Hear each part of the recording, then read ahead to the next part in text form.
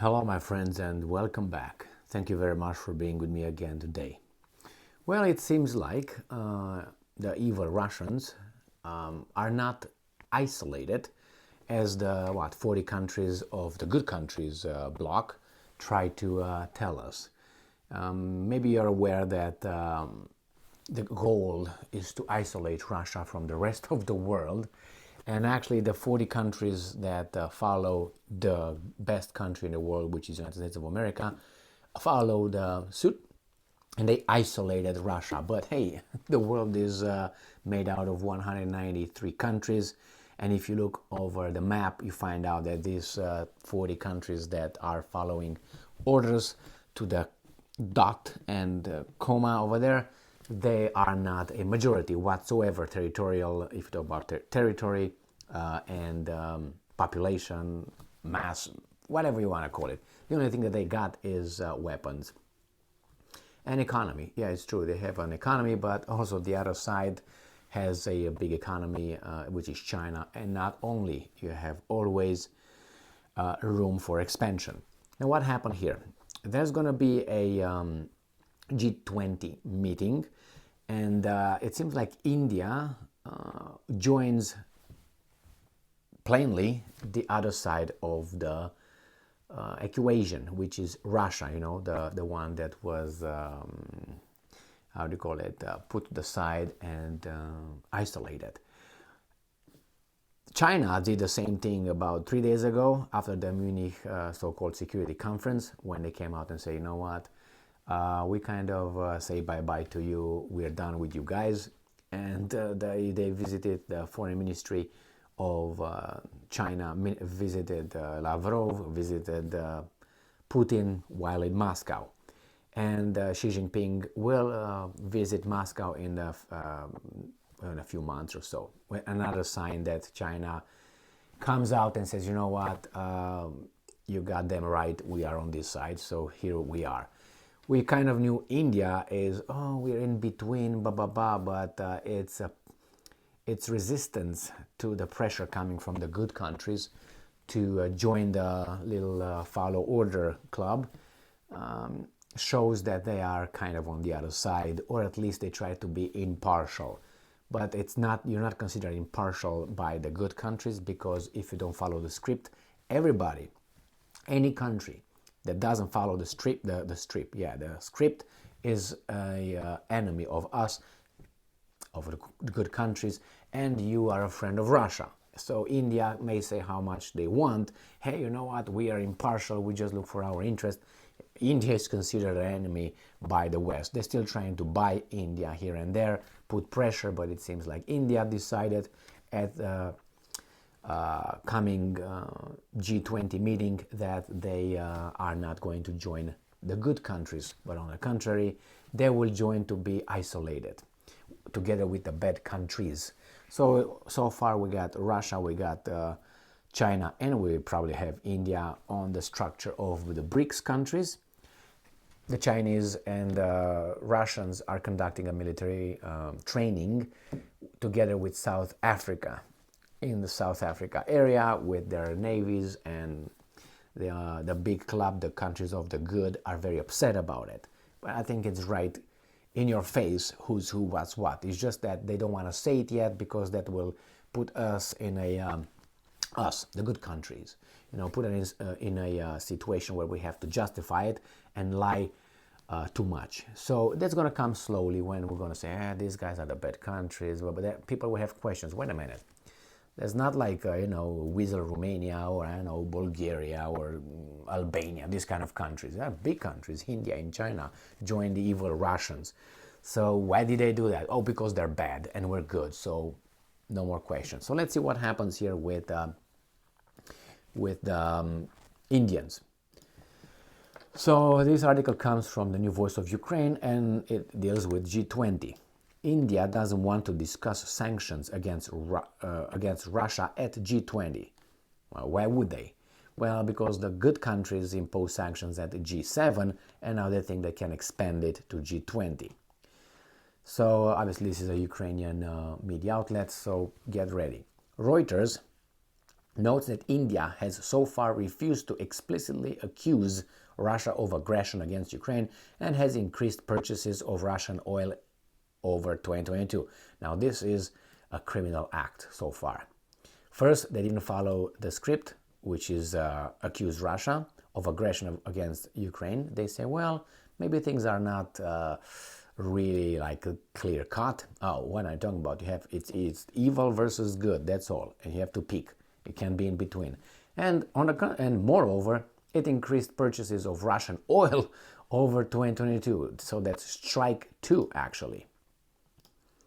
But India is a courageous and strong country, has nuclear weapons as well, so I don't think they give too much, you know what I mean, about what the other guys are saying. You can't hurt us, so the blocs are forming. Meanwhile, G7 finance ministers and central bankers are planning to have a meeting during the upcoming G20 event in Bangalore, where they are expected to discuss the macroeconomic consequences of the war. At the same time, according to Reuters sources, India doesn't want to consider additional sanctions against Russia. No, why would they? And I'm quoting, India is not keen to discuss or support any additional sanctions against Russia during the G20, end quote, said one of the sources among Indian officials. Now, important here is that the war, was elevated for some time, and the attempts were from the very beginning, elevated to a global issue. It was not a global issue, it was a local scuffle between two countries, but we know who was behind other things, if you know what I mean. The good countries say, oh my God. So the good countries try to elevate this to a big, good versus evil. Jesus Christ was going to show up when these guys decide to blow us all up. I think so. So they have a kind of messianic way of thinking. And to be honest, not a lot of us subscribe to that worldview. But hey, what can we do? Let's vote. Okay, so that's the first article. And I have another article here which will discuss the same kind of issue with Indians not following orders. So this comes from the Business Insider, and it's from February 23rd, 2023. The other one was February 22nd, right here. So let's go to this one. Business Insider reports that, and I'm reading the headline, India is trying to get G20 countries to follow Putin's instruction not to refer to Russia's war in Ukraine as a war, reports say. Well, I think that's a war, just my personal, it's a war. But probably it's not a war because I don't think Russia employed everything in that thing. So yeah, it's a war. I don't know how it's a controlled war. But the weasel title here is funny because Business Insider, you expected, okay, Aditi Barade, to report and tell us. But it seems like it just makes a little piece on these guys. Putin's instruction. So, hey, Aditi, do you have the information, the evidence to support your little bullshit title that is trying to get these guys to follow Putin's instruction? Who did Putin instruct that? India?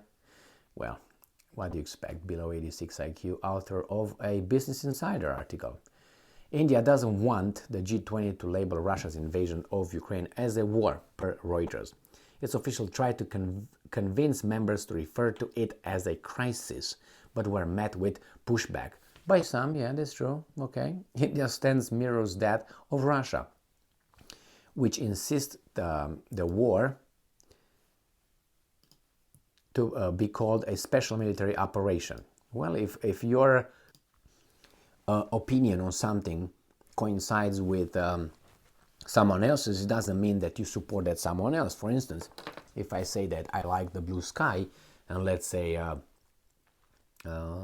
Joseph Stalin said the same thing, I don't know how many years ago, hey, I like the blue sky.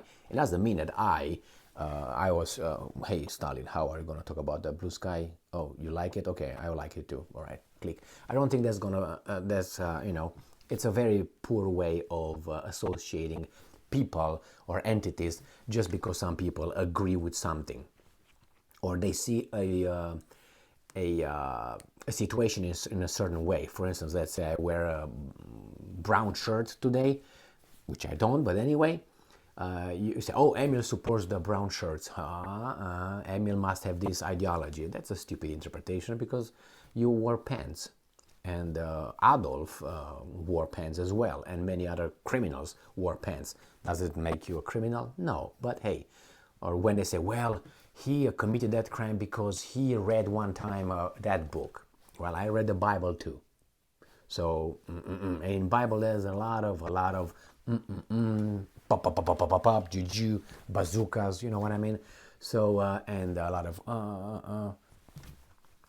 maybe some criminals got their ideas from there. Oh no, how do you know? Again, it's just this kind of connections these weasels are trying to make between India and Russia, which I think that India is doesn't want to be a follower, which is good. I think each and every independent and sovereign country should be. And it looks at its own interest. And Dr. Jaishankar from the Foreign Ministry of India claimed that and stated that on many occasions under weasel pressure and said, well, you know what, we're going to do whatever we want. You guys bought and you do all kind of hanky-panky and you point the finger at us. Come on, beat it, go. So I don't know if Modi and Putin are having a certain kind of a midnight call session, but the fact is India is independent, and that's not something that is acceptable coming from the good countries, because over there it's the hierarchy. It's the big boss, which is the, as I said, plantation master, and then the plantation master has weasels or bottom feeders, and they have the house servant, servant, which is Great Britain, and then they have the rest are just the plantation slaves who cut the sugar cane, and they're out there in the sun and sweat and all that. And Great Britain is in the house, but it's a servant, still a slave. But this, if you read about this kind of situation, always the house servants considered themselves superior to the plantation cane cutting, sugar cane cutting slaves outside. They consider them a bit higher. That's the way we are. And anyway, when France, which is a bottom feeder right there, comes in, tries to become a house servant from time to time, just brings the mail in. Great Britain is very fast and to send it out, because it's only Great Britain who's a house slave. The other guys are just a plantation slave. It's so idiotic, but that's the way it is. And you have all the other bottom feeders, pop, being over there and doing whatever the master says. And they're happy. They're happy because they're fed. They're happy because they have security against other masters. That's so stupid. But that's the attitude. Hey, we join the European Union. Hey, we join NATO. Yes, and we're going to be safe. Safe from what? From another master that is something from outside our little plantation? Exactly. So yeah, Romania is defended by the big master. Why? Because it's its property. You'll be defended. He invested in you, and he will invest in you. So you're happy about that. You're gonna have possibly better food than someone outside of the plantation, but you're not gonna be free. You're gonna be what you are, bottom feeder. So yeah, you have to make a choice. It seems like, and India is too big and too important and too strong to be a plantation master. And it's a matter of choice. You can be strong as Great Britain could be, or Germany could be, or France could be, but they choose to be, bottom feeders, weasels. Thank you very much for being with me again today. Stay strong, stay smart, look for the truth, and be just.